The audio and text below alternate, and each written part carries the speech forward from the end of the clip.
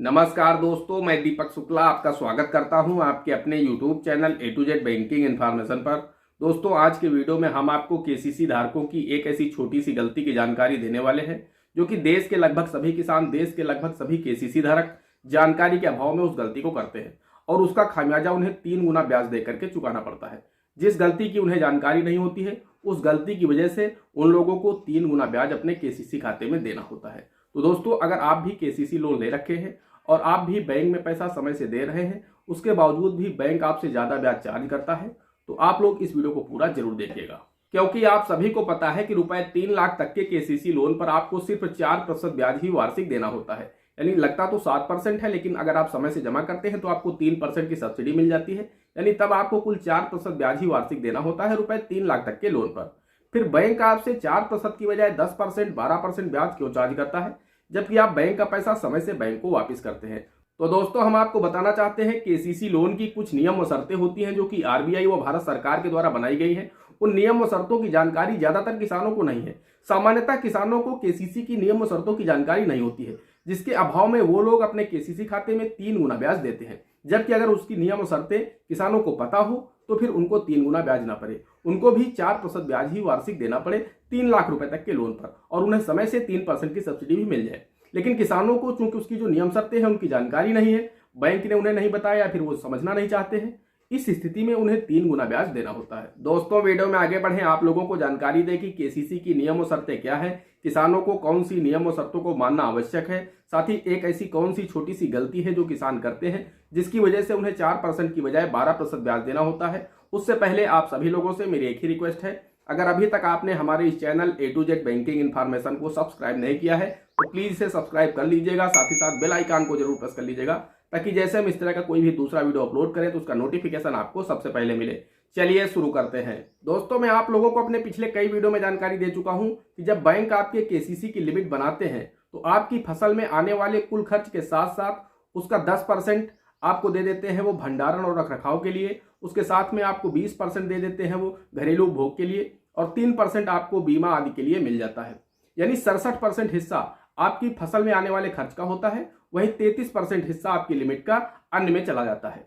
तो दोस्तों, इसे आप ऐसे समझ सकते हैं, मान लीजिए किसी किसान की जो पहले साल की लिमिट है केसीसी की, अगर वो 1,33,000 रुपए है तो उसमें 1 लाख रुपए उसकी फसल का खर्च है, और उसमें 10% बैंक आपको आपकी फसलों के भंडारण के लिए देती है कि जब आप अपनी फसलों का भंडारण करेंगे तो उसमें जो खर्च आएगा उसे आप कैसे वहन करेंगे। तो 1 लाख में बैंक ने 1 लाख आपकी फसलों का खर्च दिया, 10,000 रुपए आपको बैंक ने भंडारण के लिए दे दिया, उसके साथ उसका 20% आपको बैंक देता है घरेलू उपभोग के लिए। कि मान लीजिए अगर कोई किसान है, उसकी कहीं से कोई दूसरा आय का स्रोत नहीं है, वो सिर्फ खेती पर निर्भर है, तो बैंक ने उसे 1 लाख रुपए तो दिए हैं, उसकी फसलों में लागत आ जाएगी। बैंक ये मानता है कि इनके पास जितनी जमीन है, मैंने इन्हें 1 लाख रुपए दिया है, तो ये टोटल खर्चा उसकी खेत में आ जाएगा, खाद बीज में, पानी में, जुताई में, ये टोटल 1 लाख रुपए लग जाएंगे, और 10,000 रुपए मैंने इन्हें भंडारण के लिए दिया है। तो इनके जो खर्च है घर का, वो कैसे चलेगा? तो घरेलू उपभोग के लिए बैंक उन्हें 20,000 रुपए और देता है, यानी 20% हिस्सा। चूंकि इनकी जो पहले साल की लिमिट है फसलों की लागत का वो 1 लाख है, 10,000 रुपए बैंक ने उन्हें दिया है भंडारण के लिए, तो 1,10,000 हो गया, और उसके बाद 20,000 रुपए बैंक ने उन्हें दिया है घरेलू उपभोग के लिए, तो टोटल हो गया 1,30,000 रुपए, और 3,000 रुपए बैंक देती है, यानी 3%। आपकी जो भी फसल की लागत आई है उसका 10% मैंने आपको बताया भंडारण के लिए, 20% घरेलू उपभोग के लिए, और 3% आपको मिलता है आपके खाते में जो भी फसल बीमा किया जाएगा या फिर आपके खाते में कोई चार्जेस लगेंगे, तो इस तरह के जो भी खर्च आपके खाते पर आएंगे तो उसका 3% हिस्सा बैंक वो आपको दे देता है। यानी अब आपकी टोटल लिमिट हो गई 1,33,000 रुपए। तो दोस्तों, यहां पर समझने वाली बात यह है कि ये जो 33,000 रुपए हैं ये आपके अन्य में चले जाते हैं, वहीं आपका जो 1 लाख रुपए है वो फसलों पर आने वाला खर्च होता है, ये लागत आपकी फसल में आने वाली। सरकार और आरबीआई ये मानता है कि आपके पास में जितनी भी जमीन है उसमें 1 लाख रुपए आपकी फसल में खर्च आ जाएगा, और 33,000 रुपए मैंने आपको जो दिए हैं वो अन्य का है। तो इसलिए दोस्तों, होता क्या है कि जब आप मान लीजिए कि बैंक से पैसा निकालने गए अपने केसीसी खाते से, तो दोस्तों वहां पर अगर आप अपने केसीसी खाते से 1,30,000 रुपए भी डाल कर लेते हैं तो दोस्तों आपने 30,000 रुपए अन्य वाला ले लिया है। अब दोस्तों होगा क्या कि आपको जो 30,000 रुपए आपने ऊपर वाले लिए हैं इस पर आपको 10.5% ब्याज देना होता है, वहीं आपका जो 1 लाख रुपए है इस पर आपको 7% ब्याज देना होगा। अगर आप समय से बैंक को पैसा वापस करेंगे तो फिर दोस्तों आपको 1 लाख रुपए पर सब्सिडी मिल जाएगी, यानी तब आपको 1 लाख पर कुल 4% ब्याज देना होगा। वही जो 30,000 रुपए आपने ऊपर वाले निकाले हैं इन पर आपको 10.5% ब्याज देना होगा। तो इसलिए दोस्तों हम आपको बताना चाहते हैं कि इसीलिए केसीसी खाते पर आपका ब्याज ज़्यादा लगता है। यानी आपकी ये छोटी सी गलती है, आपको जानकारी ही नहीं है कि ये जो पैसा आपका 33% है ये अन्य में होता है और इसकी ब्याज दर ज़्यादा होती है, यानी 10.5% होती है और इस पर आपको सब्सिडी भी नहीं मिलती है। तो इसलिए दोस्तों ये आपका जो अमाउंट होता है ये आपका अन्य में होता है, इसीलिए बैंक आपके ऊपर ज़्यादा ब्याज चार्ज करता है। आप सोचते हैं कि हमें 4% ब्याज पड़ेगा टोटल का, लेकिन आपको 1 लाख रुपए का पड़ता है 4% और 30,000 का आपको पड़ जाता है 10.5%। तो इसलिए दोस्तों हम आपसे कहना चाहते हैं जब भी आप अपने केसीसी खाते से पैसा विड्रॉल करें तब दोस्तों आपको क्या करना है कि 67% हिस्सा ही आपको विड्रॉल करना है। बाकी का जो 33% हिस्सा है वो आपका नहीं है, वो अन्य का है। अगर आप वो पैसा विड्रॉल करेंगे तो फिर आपको ज्यादा ब्याज पड़ेगा। अगर आप चाहते हैं कि हमें सिर्फ 4% ब्याज पर ही ये लोन मिले तो फिर आपको अपनी लिमिट का 67% हिस्सा ही विड्रॉल करना है। अब मान लीजिए आपको बहुत ज्यादा जरूरत है, आपको पैसे की आवश्यकता है, तब दोस्तों मैं आपसे कहूंगा कि आप हमेशा 90% से ज्यादा पैसा कभी भी अपने केसीसी खाते से विड्रॉल न करें। क्योंकि दोस्तों होता क्या है कि आपकी लिमिट 1,33,000 है, आपने उसमें से 1,30,000 रुपए विड्रॉल कर लिया, आपको आवश्यकता है, बैंक भी आपको नहीं रोकेगा।